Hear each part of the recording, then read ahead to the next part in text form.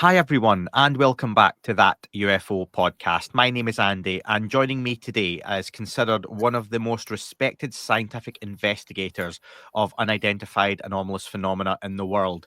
He holds a master's degree in astrophysics and a PhD in computer science and artificial intelligence. He is the author of more than 24 books, including the seminal Passport to Magonia. Here with me to discuss his latest entry and final entry in the Forbidden Science series, Dr. Jacques Vallée. Jacques, welcome back to the podcast. Hello, how are you? Very well, and very good to have you joining us once again, Jacques. And congratulations on the latest release of your journal, Forbidden Science 6, Scattered Castles. Regarding the book, Jacques, it's a fascinating insight into a rather incredible time period and time of your life. This journal covers 2010 to 2019, and within it, we read about Skinwalker Ranch, the early days of To the Stars Academy, your thoughts on the New York Times article, and other projects you were involved in during that time. How have you reflected back over this time period and its importance in the overall UFO conversation? Well, those 10 years were full of surprises, some patterns that repeated from what was there before, but they certainly introduced some ideas that had been just dormant before, but just came to the surface. The first 2 years, we still had the project with Bigelow, at Skinwalker Ranch, and I was in charge of the database for the project. So we were all, working on that, a fairly large team. And after 2 years, the funding for the project stopped. The federal research follows its own way, and you never know how projects are going to evolve or be mixed with others or be discontinued. The project was discontinued in the middle of really the most interesting phase of the research, both the research on the ground. There were teams that would go out to alerts, to research cases in connection with MUFON. So there was a very good connection with the civilian research. And then at the same time, the development of the first really very large structured database covering the whole planet. So we had 240,000 cases on which we were ready to begin to apply AI. And that was, that could have been a breakthrough. And looking back at it, and that shows up in the book, but part of the field is moving forward with new ideas, with maybe the idea of, disclosure coming from Washington, although we still have to see what it means. But at the same time, there are things that are moving backwards, and people don't realize it, that with 240,000 cases, all in English, all with the same structure, there were lots of things we could begin to do, lots of results we could begin to give to scientists. And there were people waiting for that. And that stopped in midair, it stopped in mid-course. And it will be very difficult to recapture. So there are a number of good groups now with good funding that are trying to rebuild a catalog or a series of databases. But this wasn't a database. It was more like a data warehouse with 10 different, types of cases that all were embraced within a single structure that was really ready for the future. So it's going to be very difficult for somebody to redo this, because every project is going to have their own database. And then we're back to where we were 20 years ago, of those things being incompatible, with one another. So after that, some lessons were learned. After that, some things became more open, and it was more of a case of first more scientists becoming involved. Certainly at Harvard, at Stanford again, with a number of teams, not just individual scientists, but they brought their research labs and they brought their students. Now there are really three major universities, Stanford, Columbia, and Harvard. And those are the heavyweights in American research. That's beginning to cause some people to take notice of it. Here in Paris, things are moving as well. There have been a number of conferences at the University of Paris and so on, and there are two active projects interviewing witnesses and doing research in the field. But I wasn't. The book is not just about that. I wasn't happy with the way. Well, to tell you the truth, I mean, all of us were very bitter because we had done a lot of good work with, Bigelow Advanced Aerospace and so on, a lot of good work. And both, Dr. Puthoff, Dr. Green, had pursued their own research on physics and on medicine and so on. We had a lot of things. My database was serving them, and we were just getting into the really hard phase of the research, and that was stopped. I thought that there were things that I could do by myself, and that's what's in most of what's in this book. I wanted to, since we didn't have the whole team anymore, but these days when you know who is doing what around the world, who is doing research, and you can bring them support, and you have a big computer, you can do things that could not be done 10 years ago. So I wanted to go back to the field, and as the book shows, I went back to Argentina and Brazil and Russia, and of course to France, where I am now, to update, what we knew and to look at new things. So it's a long-winded introduction, but that sort of encapsulates what the book is about. So it's a lot of new stuff. Yeah, absolutely. And you mentioned early in the book there were perhaps 3 golden opportunities for disclosure. Suppose one of those would be 2011, 2012 with the Bigelow work you were trying to do. But you mentioned back in the 60s, the late 60s, the Condon Report, and also the late 50s with the space race. Can you touch on why you think those were 3 huge opportunities to really advance the conversation that never happened?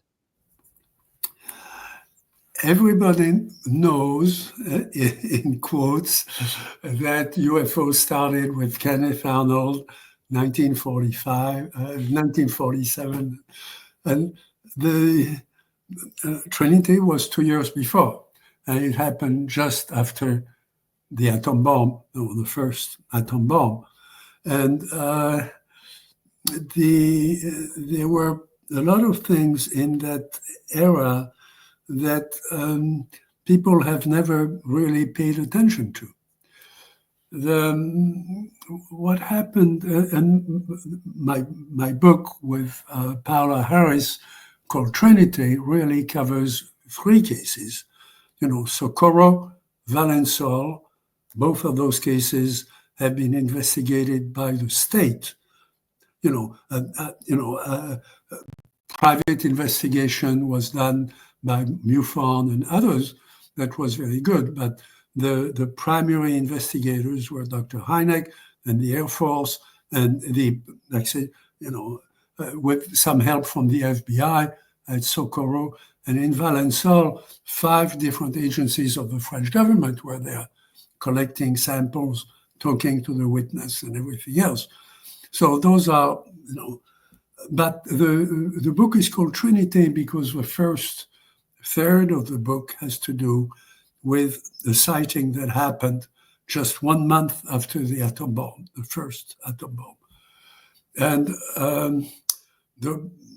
essentially, a month after the explosion of the bomb, an object came out of nowhere and it hit a radio tower on a very large ranch. I knew, of course, ranches in different parts of the country and so on, but in New Mexico, a ranch is, the size of a large city, and in terms of the area. So there were 2 kids there taking care of things because the adults were at war or being employed in different things related to the end of the war. The war was just wrapping up after the explosions in Japan, and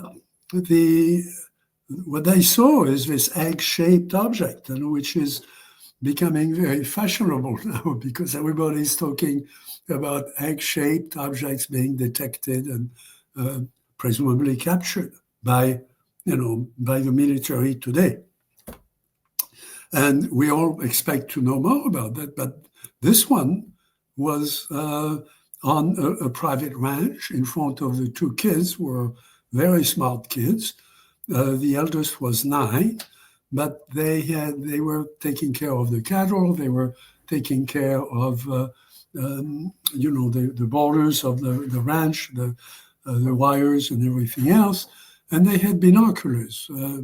They had very good binoculars because they had to be able to read the markings on the animals from a distance, and to recognize if there were animals from another ranch that had strayed across a fence or something like that. So they were well equipped and they understood the environment. And there was this crashed object with 3 entities inside.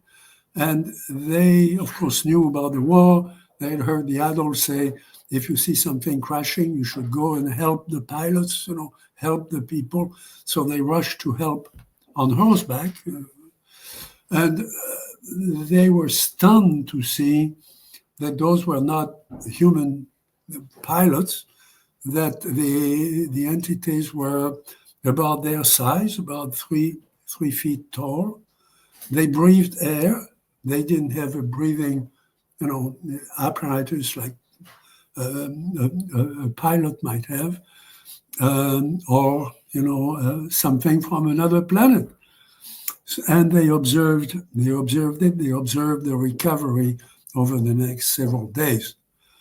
Now, when the first version of my book came out, it was criticized by people on details of dates and what the regulations were, the military regulations in that area and so on.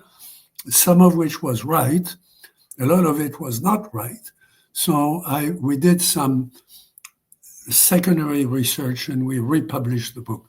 So the book now has about 20 more pages that nail down everything that happened, because with the help of Dr. Hynek's son, Paul Hynek, we re-interviewed witnesses, found new witnesses, and interviewed the new witnesses. So the book now is a very complete statement about 3 cases that are fully documented and fully unidentified, with multiple witnesses. In all 3 cases, the object is essentially an egg. You could think of this shape. It would look like something like that. All the people who've published drawings, the artist always draws a disc, because flying saucers are round. Well, this was not round. Okay, this was the size of a middle-sized truck. It was large. And two of the witnesses went inside. Okay. So we have these descriptions that are actually better than any description we have recently from, but people always want to know what's new. I don't care about what happened and, in the old days. Even the Pentagon said when they were told by Congress that they had to do a new catalog of cases, they said they would go back 1 year, maybe 2 years, but they couldn't go back before that. I mean, what kind of science is that? It's like saying, I'm only going to look at all the insects in my backyard, but I don't care about Africa and Asia, and I'm not going to go to Australia or America. You can't do science that way. You have to take the whole thing. So that's what we've tried to do. I'm going to read a quote to you from your book. You said, "I am too old and I have grown too skeptical of secret research to participate, but I will watch with interest if anything gets reported." Now, I ask, are you still watching with interest this new wave of whistleblowers coming forward? You mentioned the egg object, people like Jake Barber talking about psionics and summoning craft. What's your take on the current state of ufology? I'm listening to that. I'm part of, 3 different conferences where people are trying to analyze all that and contributing their own data, mostly scientists and specialists in different areas, including the military. You'll notice that, yes, all that is exciting, but the scientific community has not moved. A year ago, we had a conference in Paris at the University of Paris at the Sorbonne. There were 300 people there. I asked the question, how many in the audience are from the University of Paris? There were 2 people who answered, two biologists who were really interested in the subject, but where are all the professors? Where is the research? So it is starting, as I said, in a few universities where we're compiling all this and looking. But, hypotheses and stories and scenarios are a dime a dozen. Certainly a whole of science fiction is full of inspiration for what could happen when we know that life is a normal process in the universe, so there must be other beings and so on. And they could come here. And certainly, since the days of Carl Sagan, people have been talking about that, and he's educated the public about the possibility. But the case is, I'm sorry, but Socorro and Valençol and Trinity, there were beings there, so a total of 7 creatures. All of them were about 3 feet tall. All of them had 2 eyes and a small mouth and could communicate certainly with visually, with the kids at Trinity could read the reactions, the emotions on the faces of. Well, if you look at an octopus, you don't know what that entity is thinking. Okay, it may be thinking of food, or it may be thinking of, where it's going to travel tomorrow. We don't know what the surrounding parameters are. That's certainly one of the more exciting areas. It's an area where there is some new research that I'm partially involved in. But the reason scientists are not fully engaged is that, as one of them told me, you've told me some amazing things. I believe you because we've worked together in other things. I know how you work.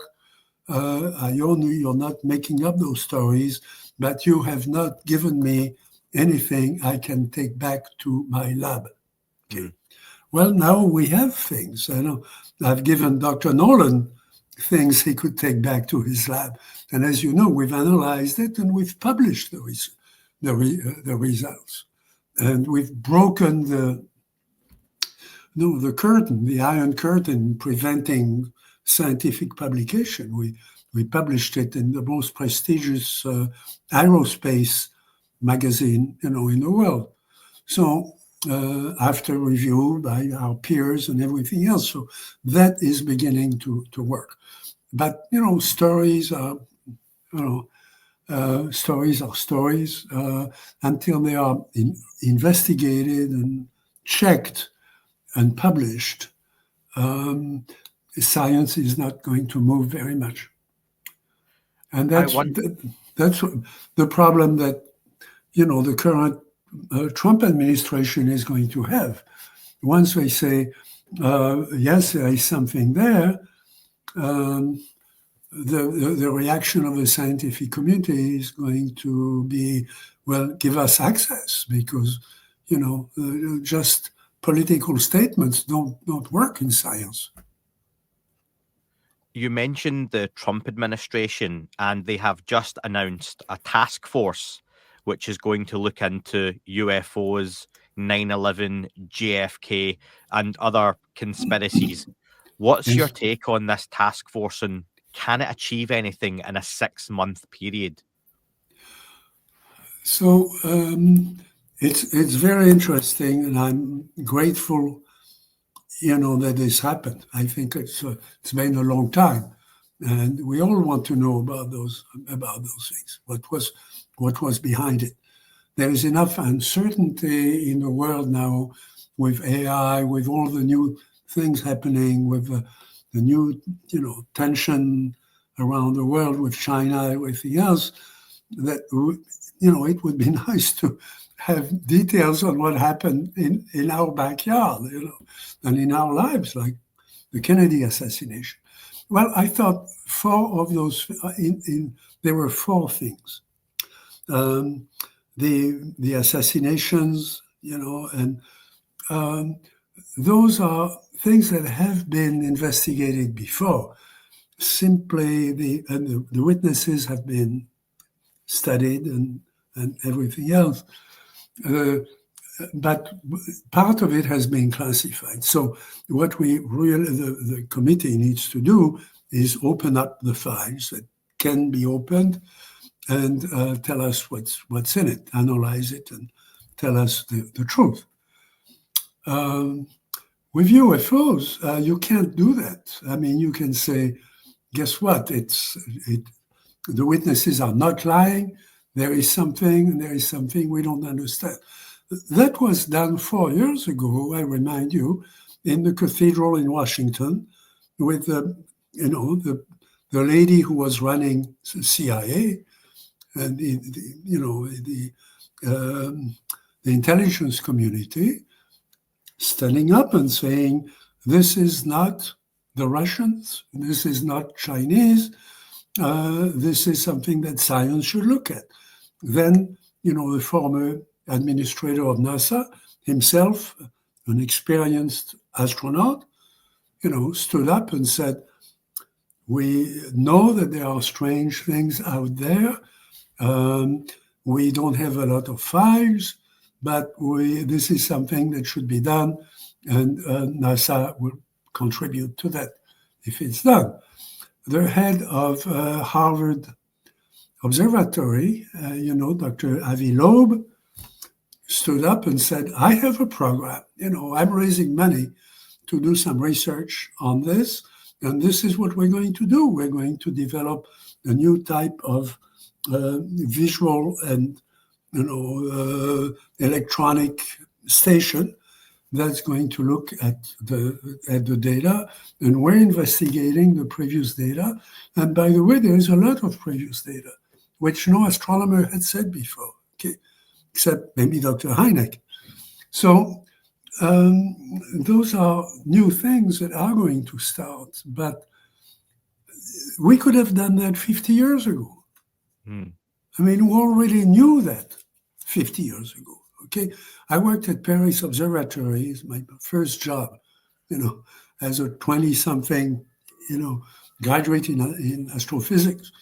Well, we were getting reports from the public. I mean, we were an institution, of the French government. So we had to respond to these people, to all of them. There was French citizens writing to, a government bureau, and we were all in turn having to, during the day, answer those letters. A number of them had to do with UFOs. Those were never published.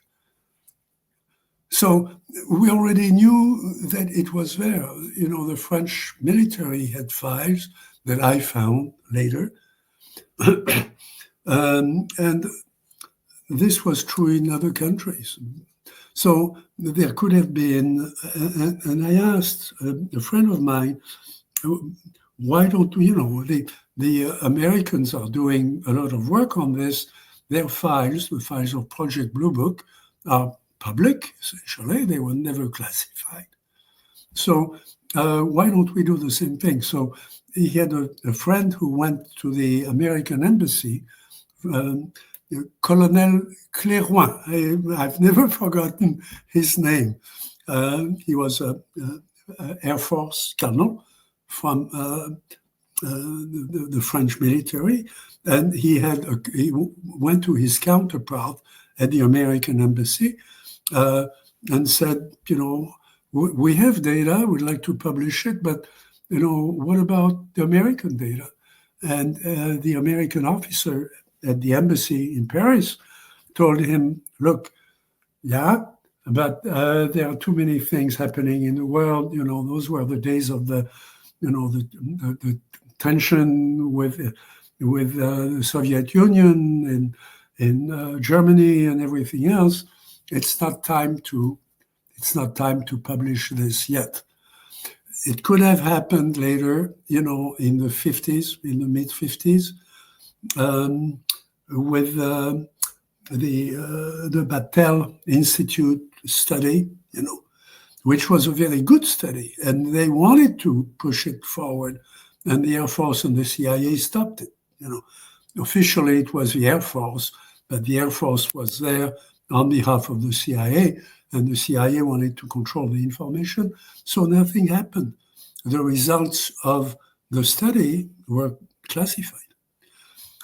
It could, if it had been published then, there wouldn't be the tension and the angst and the, that there is now of the fear, that there is among a number of us. And,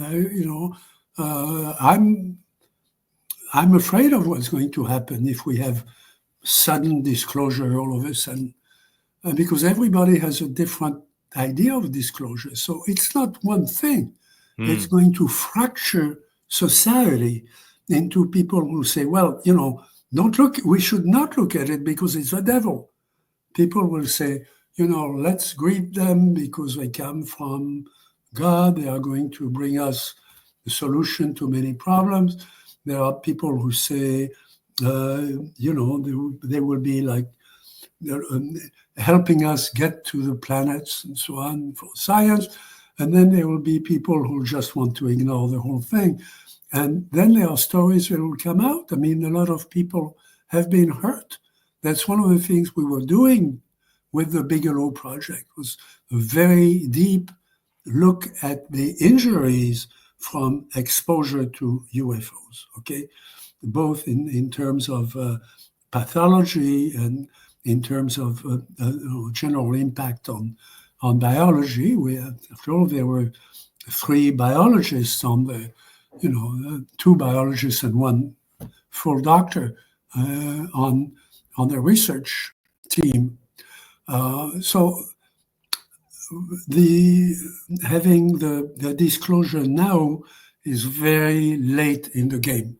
And I salute the current administration if they are really ready to do that.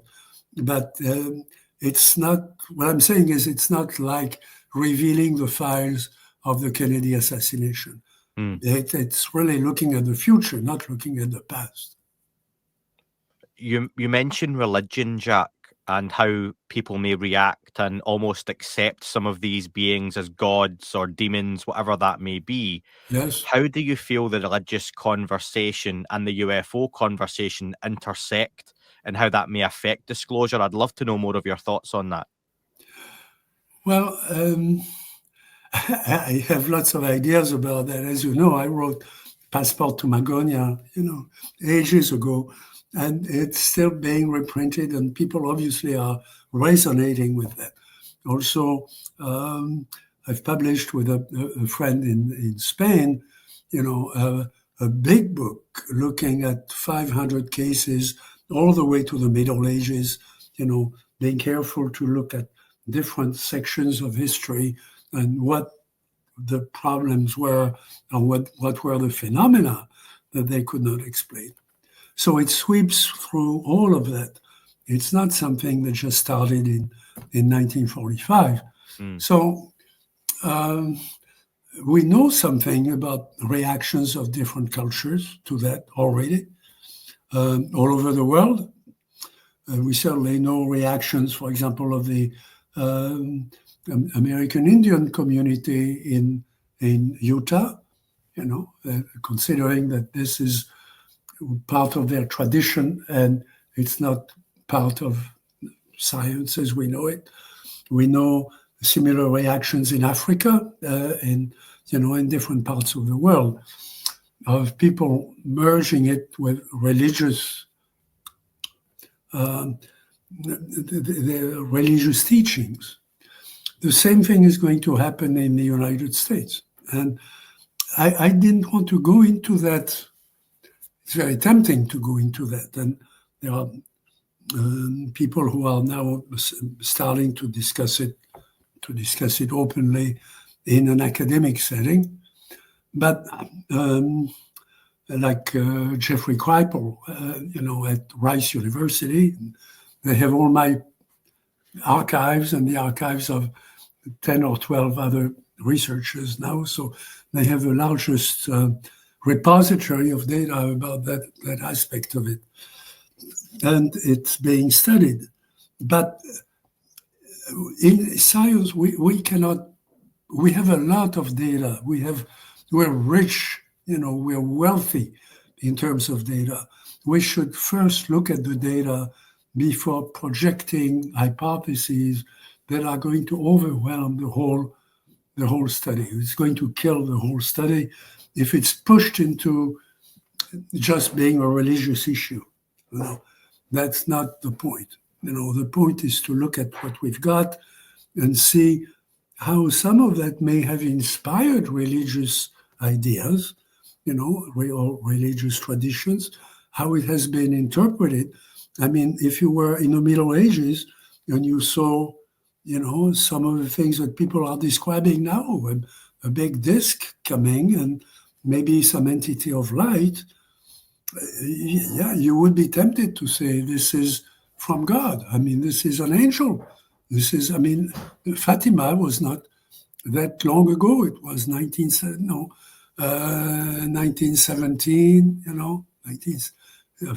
first 1915 and then 1917. The same thing, kids are seeing this entity coming out of a disk. Okay, now it's important to look at all that, but with the data we have, I think what we should do is be very careful and go step by step and document everything, and that's certainly what I see Dr. Gary Nolan doing, and the team at Harvard, and begin to look at that and present it to the scientific community as a whole. This is not something that one person can do by themselves. Has to involve a lot of different things. You mentioned earlier and in the book your frustration that you were so close to using AI with the database, the data warehouse you had put together, and it was cut off. How do you see AI as it is now in 2025 being able to assist scientists with the data we have? Well, my PhD was in AI in 1967. I think that if you ask at any university, what's new with AI, people will laugh and they'll say, well, we've been teaching AI for a long time. There is AI in your car, there is AI in every airplane, and so on, which is sometimes a problem. I mean, Boeing has a problem with the AI taking over an aircraft in certain conditions, and not necessarily the pilot is not necessarily aware of what the AI, how the AI is controlling the different structures, the different surfaces, and the engines, and that has caused a couple of crashes so far, in recent years. So AI is not a solution to every problem. I also I think my dissertation in AI was the fourth one in the US. There were two before at Harvard, and there was one before at Stanford. But the way I thought of AI and what I was doing in those days as an astronomer is helping me with the hard, boring work of sorting things, looking at things, comparing them, and doing that. Astronomers were solving these problems, but it would take 2 days. You'd have to create a program, you had to punch a program, then you had to wait 24 hours for the results. My program could understand contradictions in the data and all that, and it would give you an answer immediately. I mean, you type the question in English, and it would give you a numerical answer immediately. You'd say, what is the proportion of spectroscopic stars among systems moving greater than 19 kilometers per second? And it would say 14.6%. That would take you 48 hours with doing it the classical way, okay? And it would recognize if the question was stupid, or if it already knew the answer from something, it would be smart enough not to go to the calculations and just give you what was already known. Okay, so those things, if I could do it in 1967, a lot of people could have done it. I mean, it just wasn't something that people were thinking of at the time, And now we do. I mean, now we're 2 generations beyond that, and in 1978, I published an AI program that it doesn't have to be glamorous. It does a great waste of time when you look at UFOs, and we've seen it on television when the people from AARO were asked about some of the cases. They said, well, they haven't had time to really separate the balloons from the real cases and look at all that. Well, I could have given them the program. I mean, I had that program, again, a long time ago, a long time before there was a web, okay? The internet was there. So I used the internet with an AI that would be my helper. It wouldn't make the final decision, but given the statement from the witness, which is often a contradiction, there are contradictions in humans. I mean, we know that from, court cases, people being interviewed and so on. The AI would extract information and would look at all the possible things much better than I would, because my brain is going to focus on the things I already know, but there may be explanations that I haven't thought about. And the AI is going to remember all of that, all the things we've done before.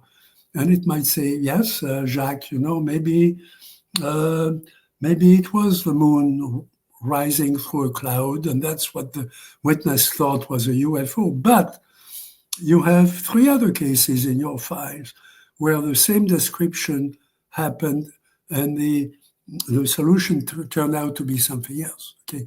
Now, I don't remember that because I've fallen in love with my own idea of what it was, which we see again and again and again. People say, oh, it must be a balloon. How do they know it's a balloon? Did they get the balloon? No, the balloon is somewhere. Okay. That's not science. Okay. So AI can do that, and it's fairly simple.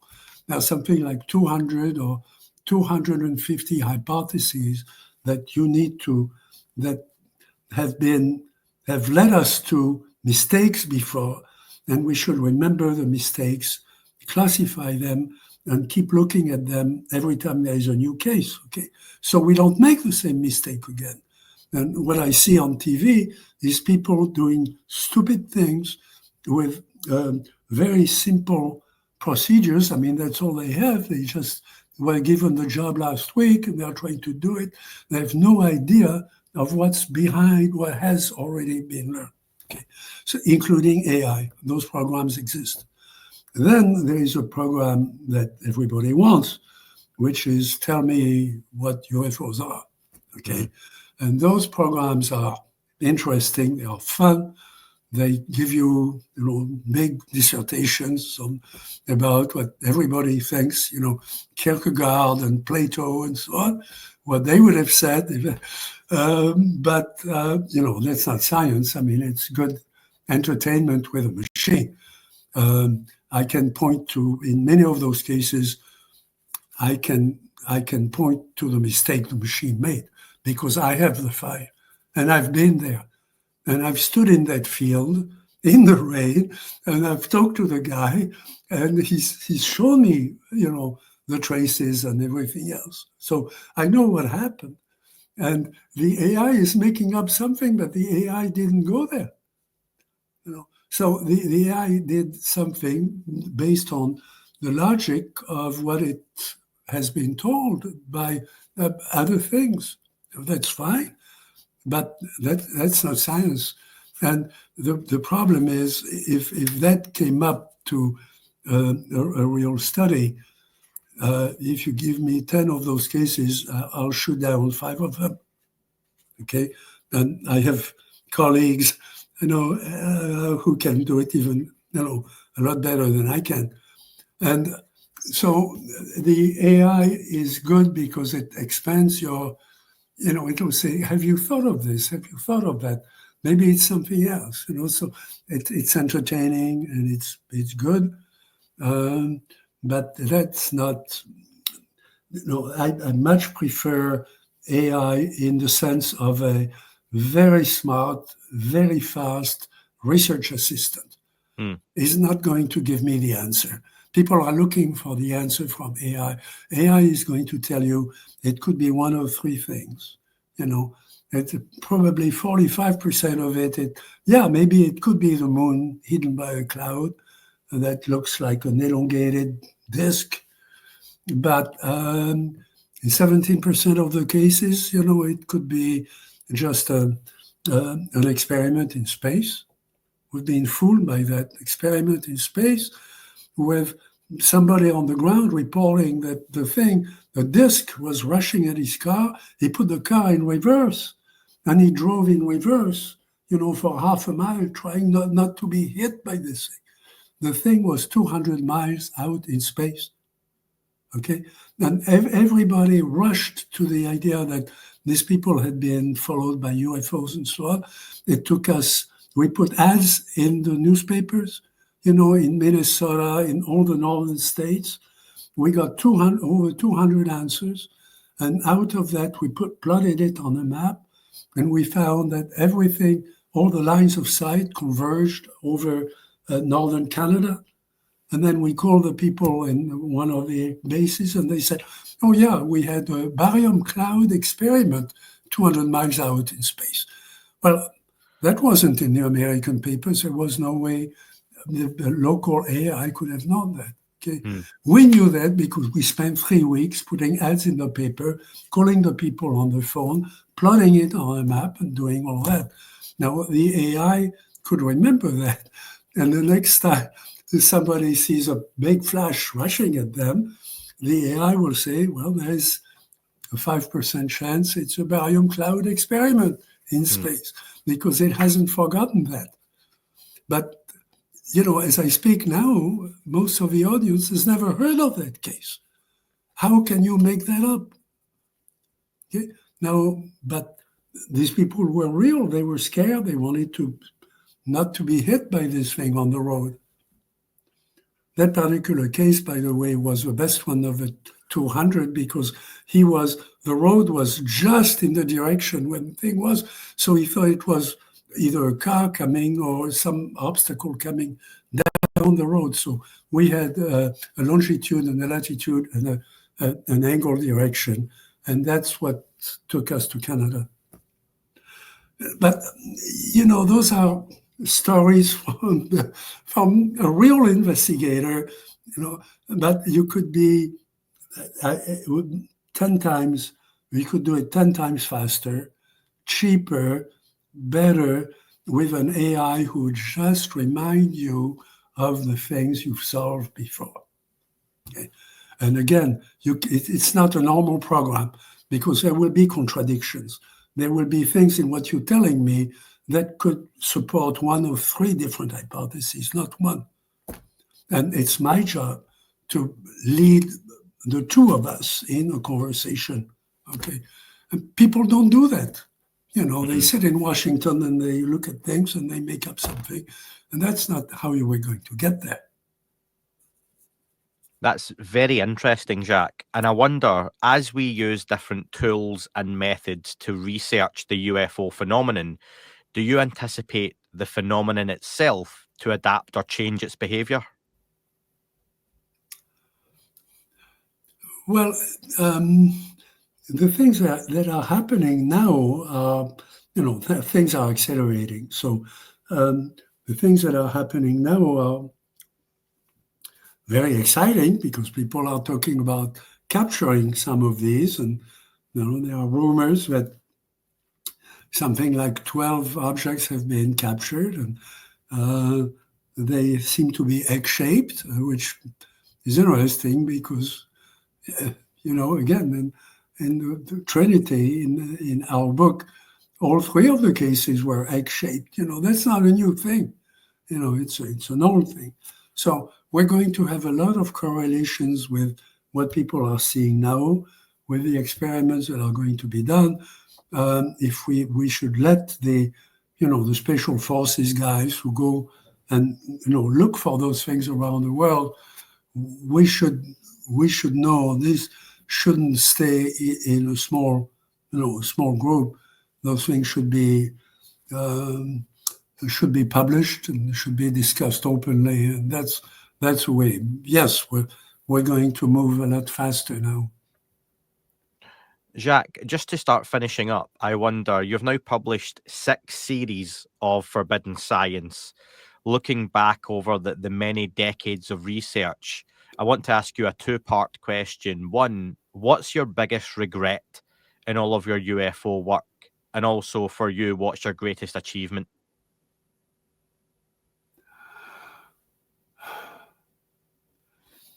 Well, when we started, I think that's true of my colleagues. We looked at. You look at the sky, and it's obvious that by now we know that life must exist everywhere. So the first temptation is to say, well, it came from there. Okay? And it takes a while. If you look at 10 cases or 100 cases, you would say, well, it's got to come from space. And some of them, we can track them coming from space. Okay? We can track them going out of the atmosphere. So the problem is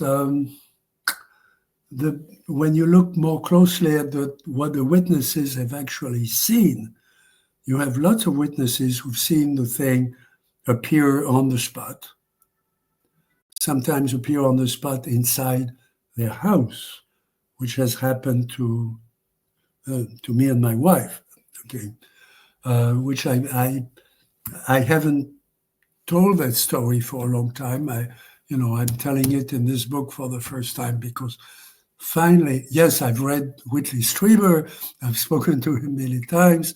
I believe what he describes, but here in my situation was a reverse of Whitley.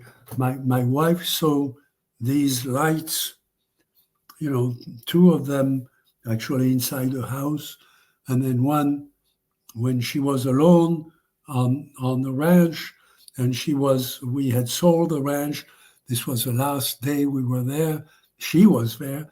She was just taking the car back, and a light manifested in front of the house, huge light, white to the extending into the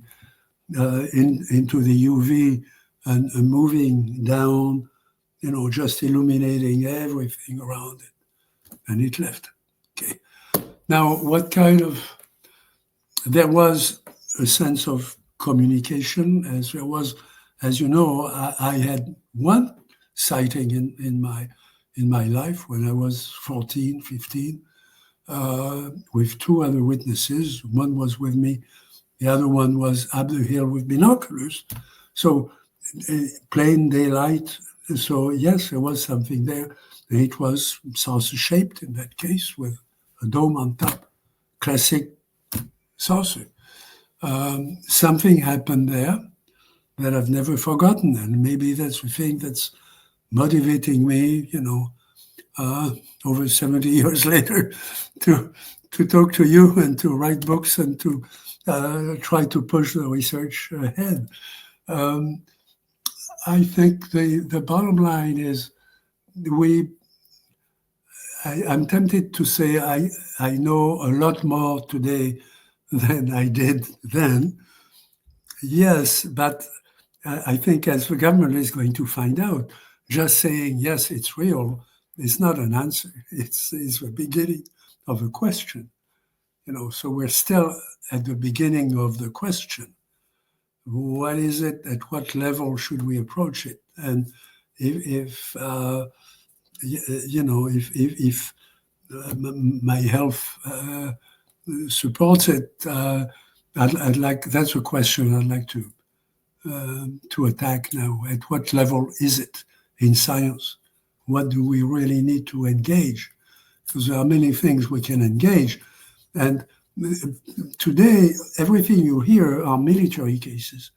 Well, the military cases are very good, especially those of the last 5 years, because of the very good instruments they have, on F-18 or but they are still limited by a certain range of phenomena. My farmer in the field, who is pointing at, what the animals did and traces on the ground and what he remembers his dog doing, the dog not rushing at it, not barking, but running away. There are cases, there's a case in Kansas where what attracted the attention of the witnesses were inside. The dog was outside, supposedly guarding the ranch, preventing predators coming to the cattle and everything else. And the dog was barking and hitting at the door to get in. Okay, a guard dog on a ranch behaving that way. So they thought there was something really wrong. They came out and they saw there was a UFO in the clearing right in front of the house. So those are the things that we need to keep learning from. It's not just having another conference, on speculation about life in the universe. We should do that anyway, but that's what astronomers do. We have to look at it in a new way. So I think the people I work with very much have a sense that a new science is being built, or at least a new discipline in science, is being developed. And it needs new tools, it needs new people. Well, Jacques, let me just say thank you so much, not only for this interview, but for your decades of work and research in the conversation. And I'd love to encourage folks to go out and pick up a copy of Forbidden Science 6, Scattered Castles, available on Amazon, but also those other series as well. Jacques, thank you so much. Thanks a lot. Great pleasure.